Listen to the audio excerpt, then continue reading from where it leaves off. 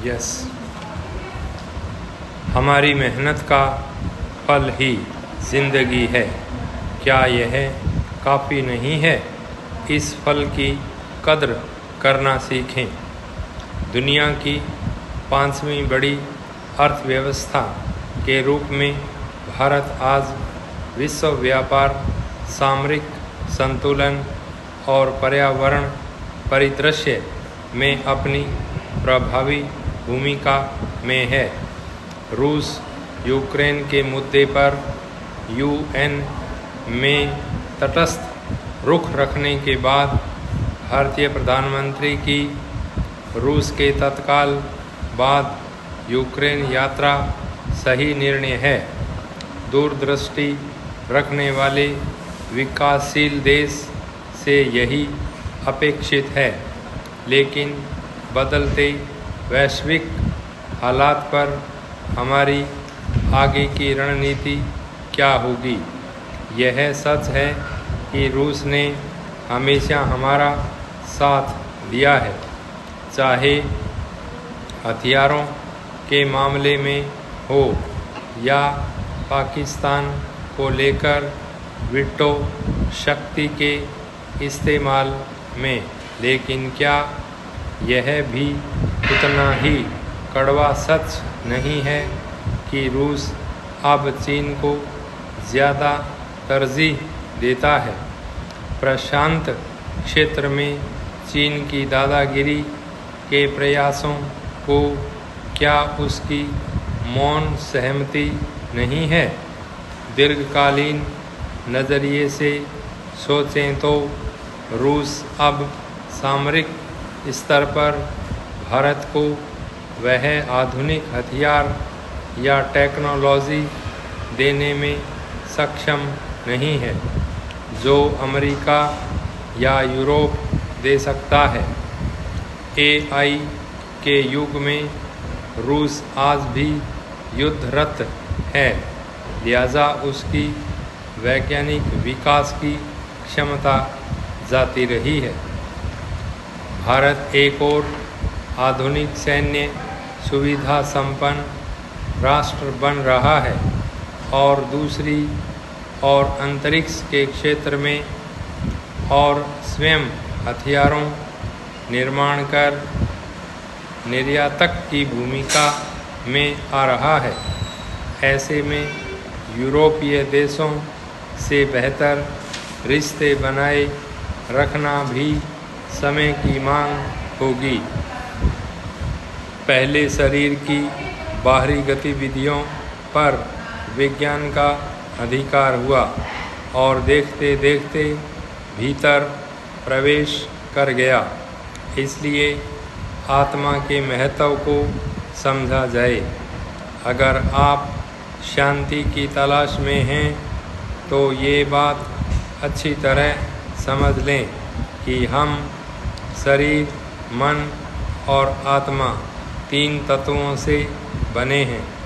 शरीर और मन पर विज्ञान राज करेगा, लेकिन आत्मा स्वतंत्र है।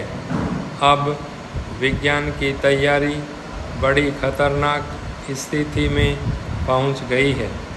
एक कंपनी है न्यूरालिंक, इसने बंदरों के दिमाग में चिप लगाने का प्रयोग सफलतापूर्वक कर लिया है। यह मनुष्य की खोपड़ी में भी चिप लगा सकती है। विज्ञान की इस गतिविधि का दावा है कि ऐसा करने से मनुष्य को कई बीमारियों से मुक्ति मिल जाएगी। अब विज्ञान की कुछ खोजों पर लिखना ही पड़ेगा कि इसका उपयोग हानिकारक है और लोग करते रहेंगे।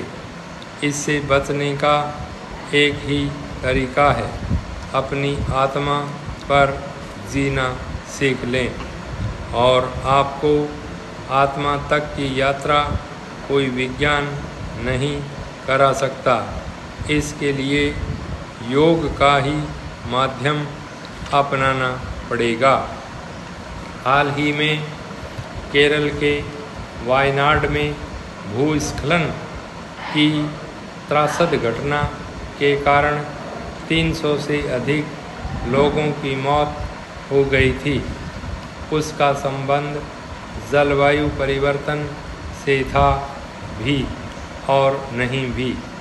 उससे पहले केदारनाथ या हिमाचल प्रदेश में भूस्खलन और बाढ़ की घटनाएं भी जलवायु परिवर्तन से जुड़ी भी थी और नहीं भी। हम जानते हैं कि जलवायु परिवर्तन से भविष्य में चरम मौसम की और भी अधिक घटनाएं होंगी। हमने देश भर में कई क्षेत्रों में रिकॉर्ड तोड़ तापमान देखा है। फिर बारिश से मुसीबतों का मौसम आया। अत्यधिक बारिश और जलवायु परिवर्तन से उसके संबंध का भी एक स्पष्ट विज्ञान है। जैसे जैसे समुद्र का तापमान बढ़ेगा, दुनिया में ज़्यादा बारिश होगी और वह अतिवृष्टि के रूप में होगी। इसलिए कम बारिश वाले दिनों में भी ज़्यादा बारिश देखने को मिलेगी।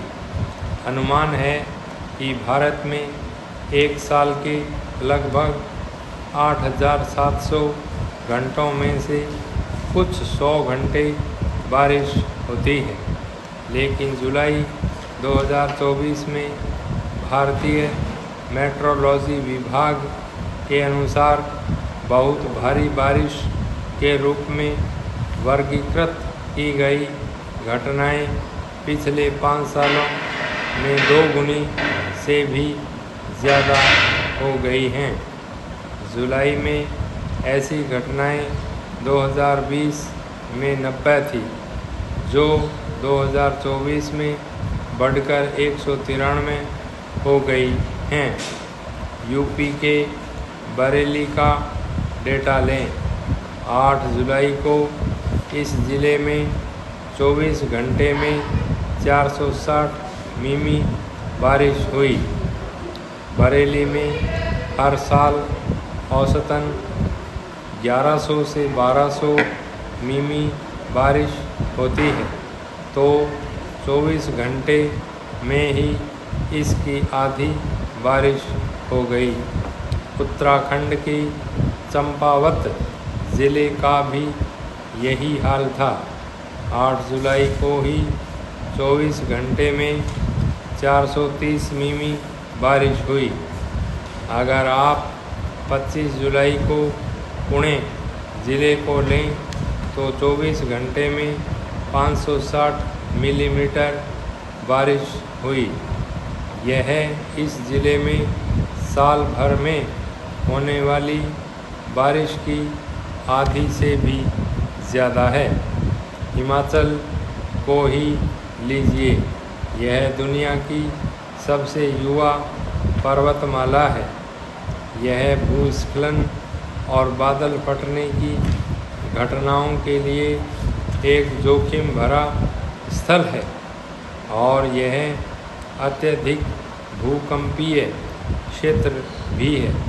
यह नाजुक है, फिर भी हम हिमालय में कुछ इस अंदाज में निर्माण करते हैं मानो दिल्ली के किसी भीड़-भाड़ वाले इलाके में पार्किंग स्थल बना रहे हों। हमारे पास हिमालय की वादी में बसे कस्बों के लिए कोई मास्टर प्लान नहीं है। हम बाढ़ के मैदानों पर निर्माण कर रहे हैं। वास्तव में हम नदियों के ऊपर भी निर्माण करने लगे हैं। हम पहाड़ों को नष्ट कर रहे हैं और पेड़ों को तो ऐसे काट रहे हैं मानो कल इसका अवसर न मिलेगा।